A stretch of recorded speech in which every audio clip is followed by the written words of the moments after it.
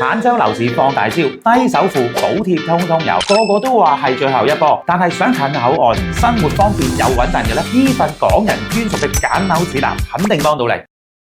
第一位佳景康城呢個盤可以話係坦洲樓盤嘅天花板，價錢長期企硬啊，單價15000-16000蚊左右。雖然比起同區一啲樓盤貴3-5千蚊一平方，但係勝在用料靚、會所靚，仲有智能家居系統，入到去個 feel 好似香港豪宅一樣啊！而且每日仲有直通巴士直達香港。新推出89平南北對流單位市正，不過要2027年先交到樓。如果你唔係急住要住，但係又想用1/10嘅香港價錢，就住到香港豪宅 feel呢，呢個樓盤一定啱你。第二位就係錦繡國際花城啦，300幾畝嘅中心湖景呢，就係最大嘅賣點。落樓散步真係好舒服，單位實用率高，空間感強，價錢仲好靚喎，3房單位總價100萬左右就可以上車啦。不過唔係所有戶型都可以望湖嘅，依家賣緊嘅係5期2區，預計2027年先交樓，適合中意環境但係預算又唔多，想退休養老或者度假嘅朋友。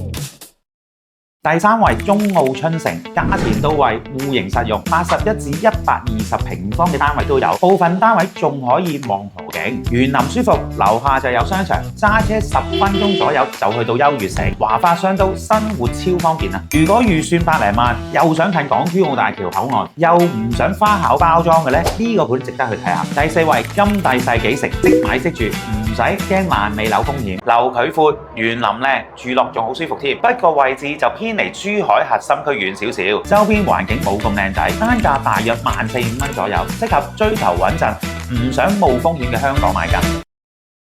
點解咁多香港人中意喺坦洲買樓呢？因為可以用中山嘅價錢就用到珠海嘅生活配套，而且咁近港珠澳大橋口岸，自然就會成為咗好多香港人嘅首選啦。如果大家想知多啲珠海、中山樓市嘅最新消息，記得關注我。